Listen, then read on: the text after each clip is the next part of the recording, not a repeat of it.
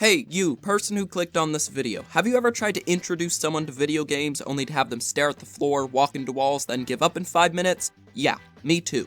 I also struggled with this problem for years as I tried to introduce my family to video games again and again, before just labeling the whole endeavor as a lost cause. At the end of this experience, I was left very confused on why it was so hard for my parents to play video games. But then lo and behold, a YouTube video by game design channel Extra Credits descended from the heavens and introduced me and many others to the concept of basic game literacy, or why it's hard to learn how to play video games. The idea behind game literacy is that, shockingly, video games are like any other art form. I've used this example before, but if I wanted to read any book in the English language, let's say Harry Potter, and I didn't know how to read, I'd have to learn about letters, words, and 10,000 grammar rules before I could read the first sentence. Video games are no different. Over the past 40 years, they've created their own language of sorts, and if I was a non-gamer who wanted to play Breath of the Wild, I'd have to learn about health, damage, saving, moving in a 3D space, and so on in order to survive for more than 10 seconds. Now, here's where the problem is. Extra Credits video states if you wanted to learn the English language, you could Google books for a beginning reader, and find hundreds of phonics books ready to teach you how to become literate in the English language. However, according to them, there are no good places for non-gamers to start when learning how to become literate in gaming's language. I even emailed Extra Credit staff about this, and they told me there was no real consensus on what video games non-gamers should start with. Not one that's particularly helpful anyway. I thought it was ridiculous that no one had tested what the best games for non-gamers were, so ever since that day 2 years ago, I've been on a quest to find the best video game to introduce people to gaming with. And after years of testing, creating supplemental phonics book-like programs, and cataloging hundreds of test results from wonderful subscribers, I think I found what is currently the best way to introduce anyone to gaming. And it involves a custom teaching program I made and that game company's third-person adventure game, Journey. Basically, what I did was I created the free phonics book-like video game to introduce new players to the concept of moving around and interacting in a 3D space. Then, I tested that training game and Journey together with a YouTube friend of mine and his parent. I looked at the results of that run and modified my training program to make the next run of Journey better. Then more volunteer non-gamer testers and their coaches ran through my revised training program. I edited my program based off their feedback, and I ran the next full test of the game plus Journey with another YouTube friend. And finally, we ran 4 more full tests of non-gamers playing my game, then Journey, and found out that non-gamers can beat both games in an average time of 2 hours, 57 minutes, and 25 seconds, while all unanimously having a great experience by the end. If you've barely heard of Journey, go get it. It's on Steam now, and if you want to be extra cool, you can get on Epic Games Store and support me by using my creator code right here. There will be spoilers in this video, but there really isn't too much to spoil about Journey. Just know the game has 7 main sections, and I'll explain everything else you need to know along the way. I'm Etra from Etra Games, and I'm here to guide you through my crazy experiment so you can use my custom training program to teach your non-gamer parents, friends, and loved ones how to beat Journey in just 3 hours, as well as maybe convince that game company to hire me as their new favorite intern along the way. Who knows? Anyway, enough intro, whatever, intros are garbage, let's begin.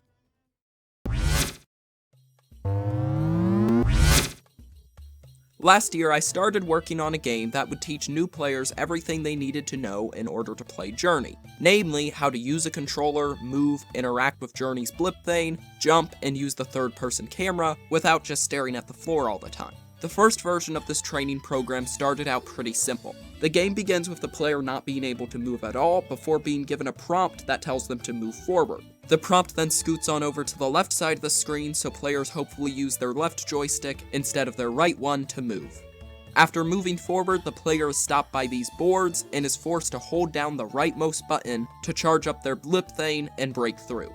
The player then encounters a metal door instead of a wooden one, which they can't break through. Instead, a prompt to move backwards appears, and they unlock that ability. Once they move back far enough to see these buttons, the player will finally be able to move left and right, and can use that new ability to activate these makeshift buttons, while being right in view of these indicators above the door. Then the player is introduced to using 2 inputs at once with jumping, Next, they get the ability to look up and down so they can measure the distance of these gaps before jumping across them with timed button presses. Here, they combine everything they've learned so far to see, jump up, and hit this button. And finally, they unlock looking left and right, and are forced to look in both directions regardless of what path they choose here. After that, there is a final test of each of the players' abilities to get through this door and get the star at the end of the level. With that done, I exported my project, went to find a test subject, realized it was 2020, hid back in my global pandemic shelter, and reached out to a friend of mine, Socratetris, a YouTuber who looks at how philosophy and games correlate. I asked if he could run one of his parents through my game and journey. If you watch my first-person shooter video, you can tell that this new program was largely based on that structure, so the stage was set for a perfect run.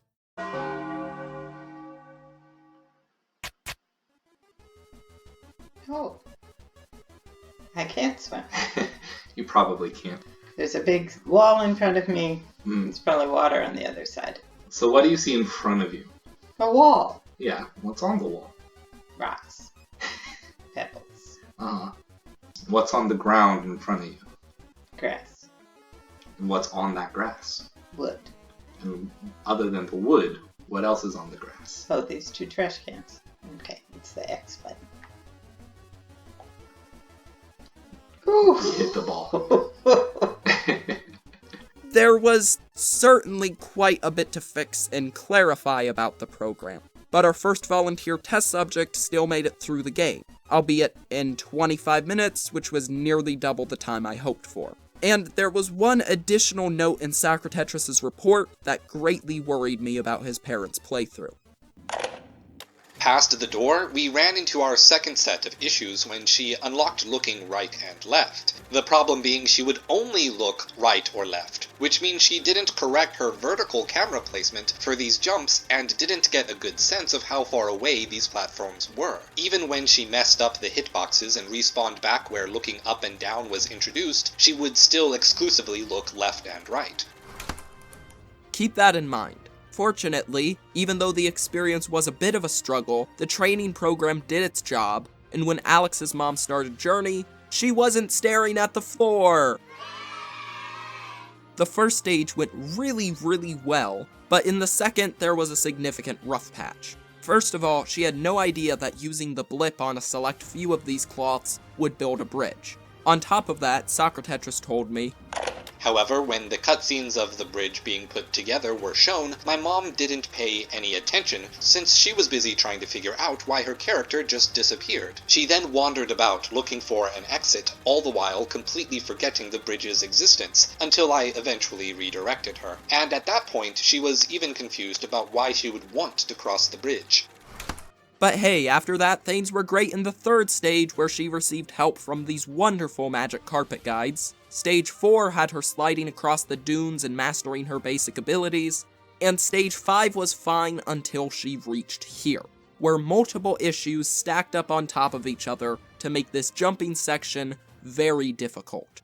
First, our tester was only looking left and right or only up and down, never diagonally, which wasn't super helpful. On top of that, it occurred to me that even though our new player made jumps in the training program with ease, they were all what I'll call horizontal jumps to platforms of the same height. Jumping to a platform of a different height was a new concept for our test subject. Finally, and maybe most importantly, Journey didn't test our new player on their ability to jump for an entire hour. And this led to 20 minutes of failed jump attempts in this area, immediately followed by 20 more minutes of failed jump attempts in the 6th stage as she struggled to climb this tower. Socratetris noticed that even on top of all of that, the physical amount of inputs required at once on her controller increased in this section after a long plateau. Me and Alex have a great discussion about this, flow, and the intended speed of Journey in the test results collection video I'll link to at the end. After these nightmare jumps, the final stage went really well.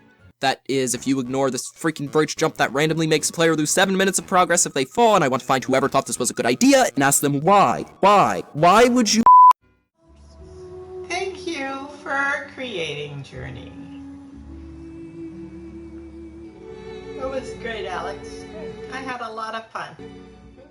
Now, just so you know, I've been exclusively focusing on the negative things that happened in this playthrough, so I can talk about how to alleviate said issues. With that said, it is very important to note that even with all the bad things I mentioned, Socratetris' mother still really enjoyed the game overall, which is something I can't say about the other first tests on this channel. In the end, his parent finished my training program in 25 minutes, and Journey in 3 hours and 20 minutes, leaving her with a final time of 3 hours, 47 minutes, and 44 seconds, which is alright, at least relatively speaking in comparison to other tests on this channel, but with 40 minutes of failed jump attempts alone, I knew that things could be much better. So before doing what little I could to modify Journey, I started reworking my training program in a series of live streams. To start, I got rid of the wooden planks and replaced the trash cans with a recreation of the buttons used to activate these statues in Journey. Except when hit, these switches don't just glow. Instead, they move their light orb over to this indicator so the player can clearly see what activates this door. For the first door, I now have the player perform a light blip on the switch. And for the second, I have them perform another light blip and see if they can figure out that they have to hold down the blip button to progress on their own. Surprisingly, only 1 out of the 10 final test subjects needed help with this part. All others figured it out in less than 10 seconds, but you may need to give your player a hint at this part if they struggle. My idea is that if they can discover the charging aspect of the blip themselves, they may more easily remember the action for later segments. Next, since the idea that random cloths created bridges was a confusing concept for new players, I got rid of the metal doors in my game and decided to introduce players to this bridge building idea in my program instead. After that, I added verticality to all the platforms in the following section. This covered timing jumps to platforms higher and lower than the player. However, this didn't let the player practice turning their camera and jumping in diagonal upward directions, like in the tower stage. And that's where this giant tree that's been sitting in the background comes in. I got rid of the previous turning area, put the final button room from before in the sky, and built a path up to that room which forces the player to rotate their camera left, right, and diagonally upward in both directions to make all these various jumps. I also added one more element to this tree.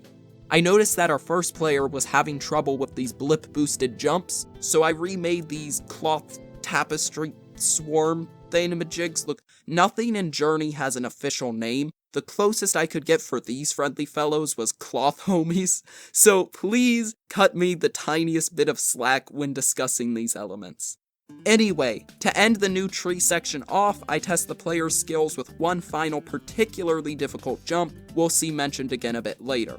After this, the player bolts through a reworked version of the final button room, and uses these mega cloths to get to the star at the top of the tree. The final things our first test subject had trouble with was not knowing what cutscenes were and not knowing where they were supposed to go in my training program. So to solve both of these problems, I start the game with a cutscene of the star falling from the sky, and I draw the camera back to where the player is in order to introduce them to the concept of cutscenes and clearly show where their objective is. With their camera locked in the beginning, and the star being up in the tree, the star should be at the top of the player's screen for the majority of the game.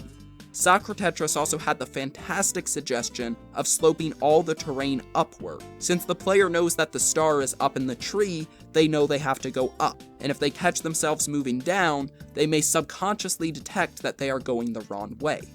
With those changes, all the clear problems should have been fixed. But instead of just fixing problems in Journey, I figured I could take some inspiration from it as well. I noticed that in the third section of the game, these cloth homies really helped guide the first test subject through their respective level in a natural way.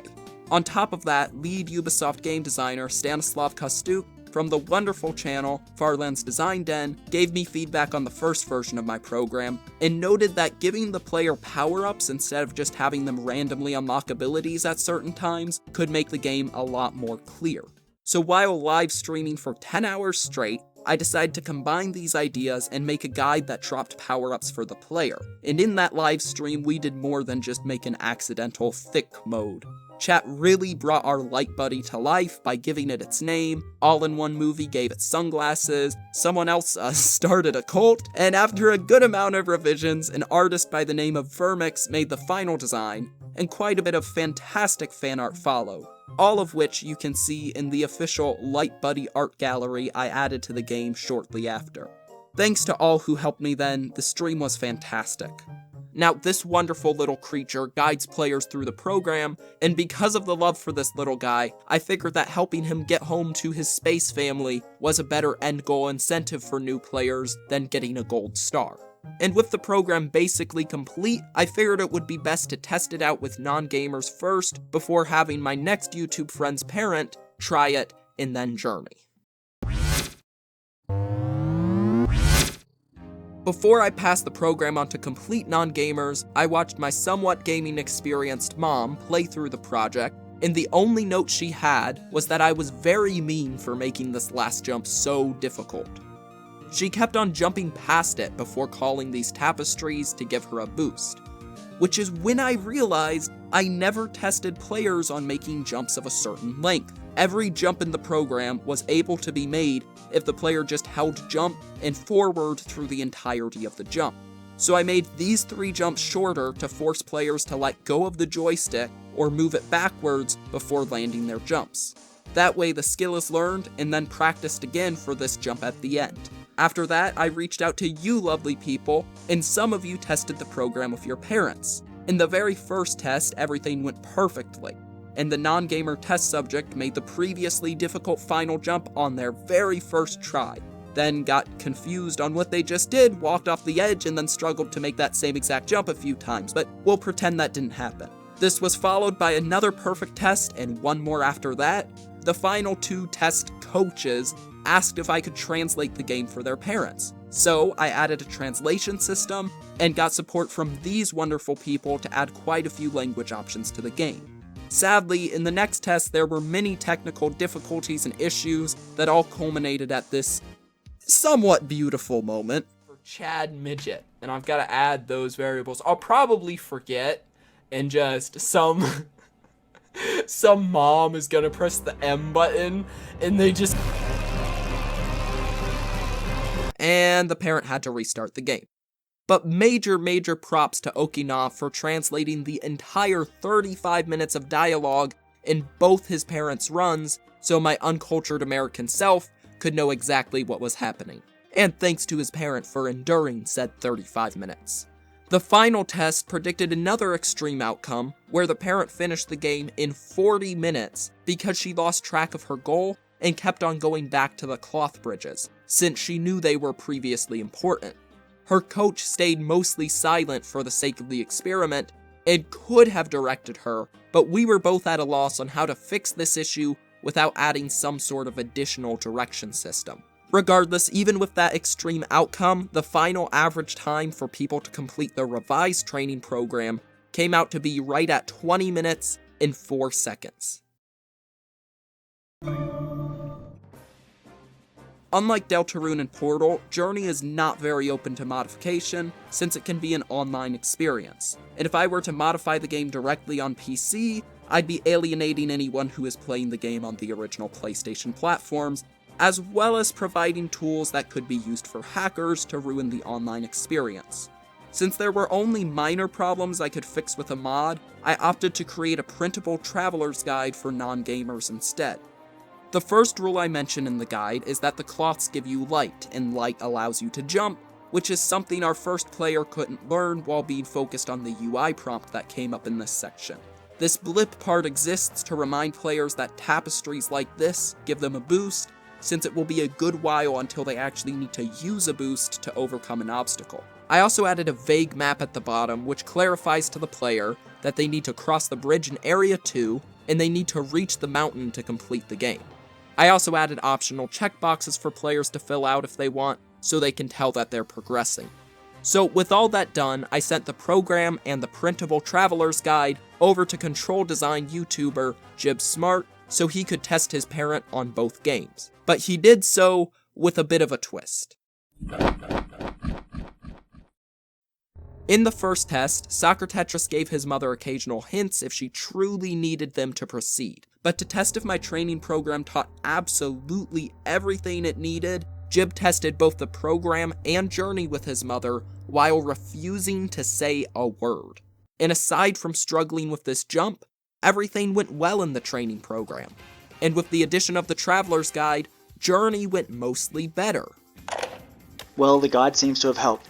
My mum quickly made the connection that you need to interact with these tapestries to jump. In the next stage, my mum immediately knew what to do thanks to the bridges in the training program. Her only problem was that she couldn't tell what tapestries built the bridge and which ones released fishies, as she called them. Everything was going well after this, but the moment of truth arrived once they got to the jumping sections. So when her camera control was tested in Area 5 with these jumps, it took her a bit to get used to it again. But thankfully it all came back to her as she explored further. However, we came across a different issue in this section. While she could have used the cloths to recharge her scarf and jump fairly freely, she instead was looking to do some kind of blip jump interaction with them. That had served her well with the swarms of little cloth pieces, the fishies, because that's their purpose. It's not really the purpose of the bigger pieces of cloth. No blipping is needed with them. So, not knowing how she was supposed to interact with them, she used them for these big everything or nothing jumps that used all her scarf energy, when she could have climbed the tendrils by just holding the jump button, or she could have used them as recharge points for simpler jumping over gaps. But it worked well enough for her to progress, so she didn't need to try anything else. Now, I could have been a real help here and suggested she just try holding the jump button next to one of those big tendrils or something. And if I were just trying to get Mum into gaming, that's what I would have done.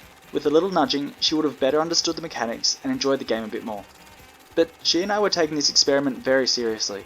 We wanted to see what it would be like for her in isolation, so I maintained a Rasputin-like silence through her playthrough, offering no hints as she forged her way forward. And aside from these issues with confusing what cloths did what things and whether or not you have to hold the button for this cloth or for this cloth, which is certainly an understandable issue, she did really well in the tower jumping sections. The only problem was that she never naturally figured out that being in this rising water meant she could fly. So on the few times she did fall, she thought she had to make this entire series of jumps from the beginning when she could have, held down the jump button to fly up to her last checkpoint. Me and Jib talk about solutions to these issues in the test collection video I mentioned before, but the only feasible solution we decided on was just telling the player next to you to hold their jump button down, and there were really no other issues. Except, of course, this freaking bridge, which is never shown in the game before, and she didn't know what to do, and she lost 7 minutes. Why does this exist? Who thought that this... With all that said, overall the game went really well. She thoroughly enjoyed the first 5 stages. She and the game were communicating with each other, and she rarely got lost. Jib's mom finished both games in just 3 hours and 23 seconds, which is less time than movie night. The potential of all players getting this time made me overjoyed, but I didn't want this to be simply a maybe. So, as my sanity started to crumble, we had to do one final round of testing. Final results. I sent the 5 wonderful gamer and non-gamer volunteer duos the training program, as well as the 5 steps they, and you at home, need to follow to hopefully have your parents play my program and journey in just 3 hours. First, download my game with the link below and get Journey on a device. If you already have Journey, make sure to erase your save data so your loved ones don't walk through these post-game level skipping portals in the very first stage. Second, download and print the Traveler's Guide. I have support for multiple languages in my training program, but I completely forgot to translate this sheet in any other language. So because I don't know half these languages, and am too lazy to look up the right translations, I made an extra sheet for you to translate yourself with pen and pencil, because I am so heckin' done with this project. Third, disconnect Journey from the internet. The multiplayer in this game is amazing, but it could be disruptive like it was in Soccer Tetris' initial playthrough with his mom. Now, it could also be very helpful, but that is a double-edged sword that I really don't think is worth swinging in this scenario. So turn off your system's Wi-Fi while playing. Fourth, select the language and controller you wish to use for your playthrough. If your language is not listed here, send me an email at this address on the screen or contact me through the contact tab in the training program. If you're willing to translate these words, you can help me add your language to this list of supported languages. For the 5th and final step, run through the training program, and when your new player gets their scarf in Journey, give them the printed out Traveler's Guide. Now, I hope this goes without saying, but just note that you don't need to be dead silent like Jib did for the test. If your new player is stuck, just help them out with occasional hints and direction. And 6th, as a bonus step, I would greatly appreciate if you could send me an email telling me how your run of my game and journey with a loved one went. The key things I'm looking for would be the coach's relationship to the tester, whether that be your parent, grandma, or betrothed, and roughly how long it took them to beat the game. Fortunately, due to the final 5 tests that followed these steps, we have a rough prediction on that last point. The first test result was from Josh Chandler and his fiancée Bethany Bursek, who dashed through both games in a mere 2 hours and 25 minutes, and they both loved it. Another couple, Veronica and Tomas, finished in 2 hours and 45 minutes. Next, Gerver and his mom Mandeep beat both games in 2 hours and 47 minutes. The Guy Man and his mom Erin finished in about 3.5 hours, and I ran my very patient mother through the games as well, and she got roughly the same time. In every single run, there were the same basic results, finishing the training program in around 20 minutes, the 3rd stage being their favorite stage, struggling with the jump section since the game doesn't remind them how to jump for several stages, and most importantly, they all unanimously enjoyed the experience, which is something that frankly hasn't happened with any other game tested on this channel. Oh yeah, and almost all of them fell off this freaking bridge thing because I am extremely dumb and forgot to warn them about this. Who put this here? Why? Why would someone... Just tell your player exactly what to do here, step by step. In literally every other scenario, never take the controller away from the player, never demean their skill or whatever. But in this very specific scenario, have mercy on them. With all the runs accounted for, it leaves a final average time of the training program and journey combined to be 2 hours, 57 minutes, and 25 seconds, or as you can probably pitch it, less time than movie night. If you're watching Avengers Endgame, however, we'll ignore that caveat. But, Etra, you may ask, 2.5 hours to 3.5 hours is still quite a range. How do I get my players to lean more on the 2.5 hour side of the spectrum than the 3.5 hour side of the spectrum, and generally make their experience better overall? I'm glad you totally asked. Consider this the tips and tricks section of the guide video. None of these are really guaranteed to help, but they are patterns I've noticed in the very little testing we've had. Starting from the top, first of all, you can use a keyboard and mouse to play My Game and Journey. However, I recommend you use any of these controllers instead.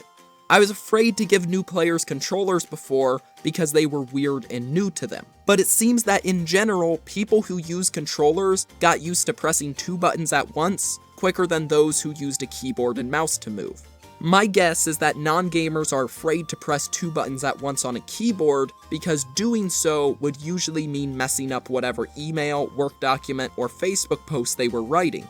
Next, finishing the game over a course of a day would be optimal. As noted earlier, Journey certainly doesn't allow players to practice certain skills like jumping throughout the entire game. Each test that split playing the game over 2 or 3 days, even with the help of replaying the training program, went over 3 hours. So if you and your non-gamer can beat Journey within a day, chances are you'll do so quicker than average. After that, learn what flow is. You can watch one of these 2 videos I made for exact examples, or Google the term to see what it's about. But in this case, you only want to give hints to your player when they are getting frustrated. If you explain absolutely everything to them, that can quickly lead to boredom. Of course, experience with technology and experience with playing other video games before is another factor that will likely help your player get closer to 2.5 hours. But the final factor you're probably wondering about is how does age affect the overall playtime? You saw me mention that couples had a lower time than the child-parent duos who were also tested. However, if my previous program that taught FPS games is anything to go by, age doesn't actually seem to make much of a difference here. In my FPS program, regardless of age, players finished the game in about 12 minutes if they had no previous gaming experience. Instead, what made the biggest difference was relationship. Non-gamer friends, siblings, parents, and grandparents all finished my previous game around the 12-minute mark. But romantic partners made a consistent difference by beating the program in around 9 minutes, or roughly 75% of the average time. And we seem to see that reflected in the journey tests here as well. One of the testers, Josh Chandler, pointed out that his fiance's experience watching him play games likely helped her beat Journey in a quicker time than anticipated. And it makes complete sense. A non-gamer that has a reason to watch games and understand them definitely has an edge over those who never watch people play them at all. So if you're worried your parents are too old for them video games, don't be. And past that, I don't know if there's anything else you can do to change your non-gamer's experience with this game. As for Journey, there are a few small things which that game company could change to make it better for non-gamers. The main things I really could think of to improve Journey is to go in it, make the cloths a bit more visually different from one another, force the player to practice moving their camera and jumping in every single stage, introduce this water, and get rid of this garbage bridge thing. And as much as I've been dunking on that point throughout the entire video, so you remember to help your loved ones out in that section, I have to reiterate that Journey is one of, if not the best video game to introduce non-gamers to gaming with. There is no massive amount of new concepts thrown at the player, the narrative gets straight to the point, and the environment generally guides players along the right path. There is so much here that I am certain that game company tried to account for non-gamers, but may not have been able to fund enough testing in this very specific minute category. Regardless, the fact that anyone can now beat this game in just 3 hours while having a great time is something unheard of. All you have to do is download my program and free Traveler's Guide below, disconnect your system from the internet, and then give your player the Traveler's Guide once they get their scarf. That is it. It has taken the efforts of far more people than I can count here to make this possible. From every gamer and non-gamer duo who submitted test results, from Deltarune, Portal, my FPS program, and now this, to the translators, artists, and gamers who've helped me out in my live streams, and anyone who's just left a helpful comment, thank you. Thank you all. I could not have done this without you. And on the topic of thanks, please make sure you check out Soccer Tetris and JibSmart's channels. This wouldn't have been possible without them. And a final thank you to Extra Credits for making this whole game literacy problem make sense to me. They've been keeping an email chain with me going regarding my projects, and I'll be happy to submit this final video to them to end this chain off. Yet even though this is all great, and the furthest I think anyone has even gotten regarding getting non-gamers into gaming, it doesn't fix the entire game literacy issue, because we are still left with the problem of Journey not teaching new players enough about gaming concepts for them to jump into something like Breath of the Wild. We now have a solid hook of this is what video games can be, but I doubt that taste is enough for any player to suffer through the excessive trial and error and learning all the unwritten rules and laws needed to play any modern AAA game today. So my next step in this adventure is to create a full video game that teaches non-gamers absolutely everything they need to know to play a game in a specific genre. And for that, I need your help. While working on this crazy Journey project, I got contacted by a doctoral student from Northeastern University, and he has assembled and funded a small team to help me create a complete game that teaches gamers and non-gamers how to play traditional fighting games. If you want to hear more about that project, first of all, follow my Twitter where I'll be posting updates, follow my Twitch where I'll be streaming development along with other projects, and then watch this video up here somewhere, which is all about that project and the future of the channel in general. If you want more information on the Journey project before testing it on your parents, feel free to watch the test collection video. And as always, thank you for watching, have a wonderful day, and I will catch you all next time.